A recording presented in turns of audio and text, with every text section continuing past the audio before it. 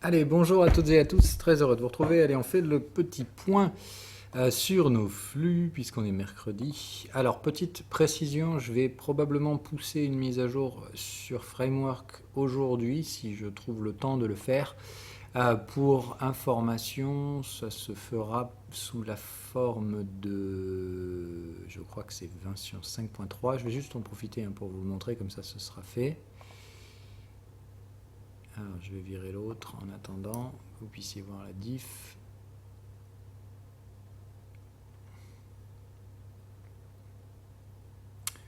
Yep. Bon, pas grave, on va rester beginner, ça fera le travail pour l'instant. Ok. Donc, comme vous voyez ici, on est sur un squeeze. Ok. Donc, jusqu'à présent, vous aviez le squeeze sur le canal de tendance. Maintenant, vous pourrez voir les squeezes sur les contextes. D'accord. Ça vous permet d'éviter justement donc, de trader les troisièmes bornes en sortie de zone de squeeze et autres trucs du genre.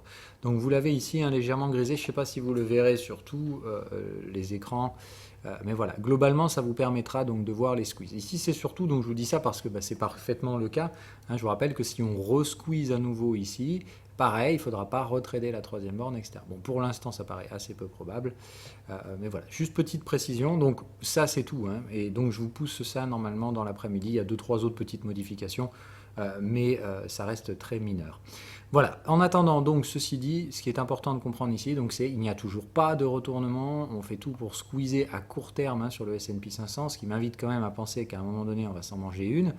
Mais pour l'instant, la volatilité est inexistante et on continue donc de pousser dans les délires que vous connaissez sur tous les briefs hebdomadaires, à savoir aller toujours plus loin sur les techs, toujours plus loin sur le ratio growth value. Donc on fait très très attention, la volatilité à mon avis émergera au moindre catalyseur. Donc on fait attention, tout est là, les cycles, etc., le squeeze, bref, ça peut exploser et on a un marché très sensible. Et ici, je vous le rappelle, il n'y a pas de garantie de venir rechercher la troisième borne. On peut tout à fait enfiler en ligne droite et retourner au bas du range sur les 5000 points. Voilà, ça c'est pour le S&P, donc toujours pareil, on attend. Si on a un repli, renversement de contexte, retour troisième borne, c'est une vente absolument académique qu'il faudra prendre. Ne cherchez pas le sommet. Vous devez plus être à l'achat sur ces marchés, donc vous devez en avoir rien à faire de savoir que ça monte ou que ça baisse. Restez tranquillement positionné. On recherche la baisse si on a un contexte favorable, et en attendant, c'est tout. Ok, sur les comos, aucune nouveauté, donc je passe sans même les montrer puisque donc il n'y a rien de nouveau.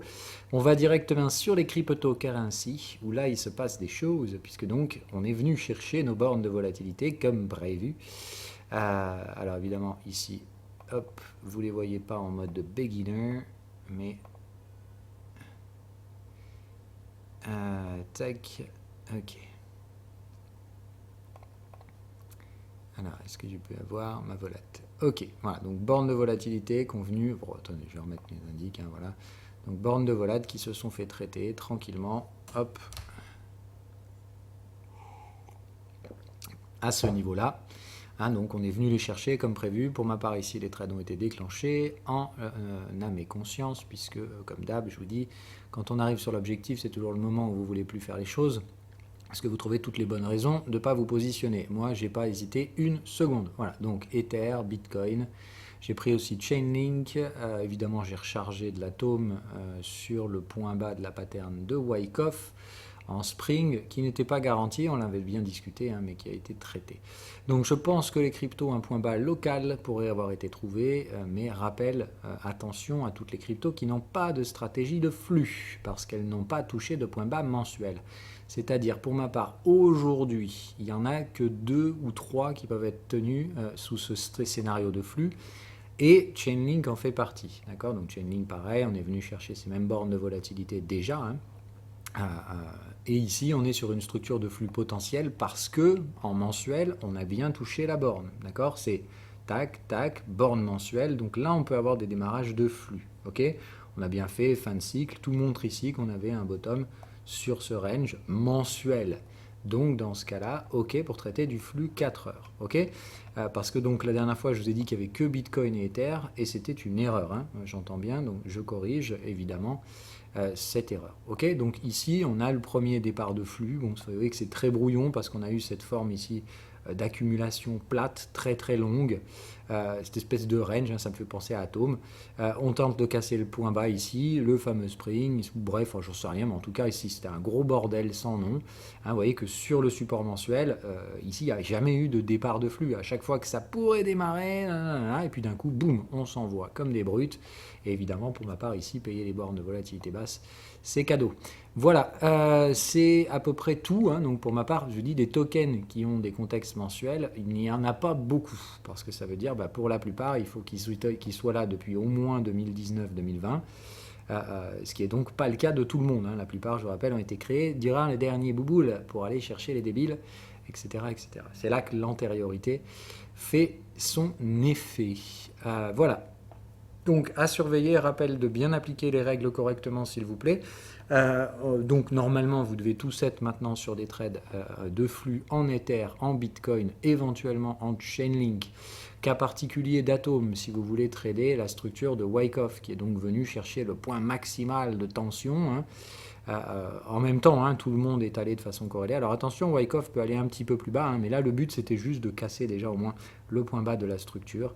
C'est chose faite, on a des signaux take profit, donc attention, ça ne permet pas de se dire que le bottom est fait. Hein, mais pour l'instant, en tout cas, les trades doivent avoir été déclenchés pour ma part.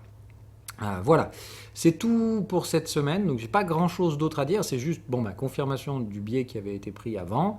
On verra bien de quoi l'avenir sera fait. Ça ne veut pas dire qu'on va partir V-bottom to the moon bro, direction les nouveaux ATH, etc. On peut très bien encore vous travailler la zone pendant une plombe, comme on l'avait fait à l'époque, je ne sais plus, ici, voilà, où on avait payé là, hein, et puis voilà, boum, on s'était mangé 2 mois de grab à plat.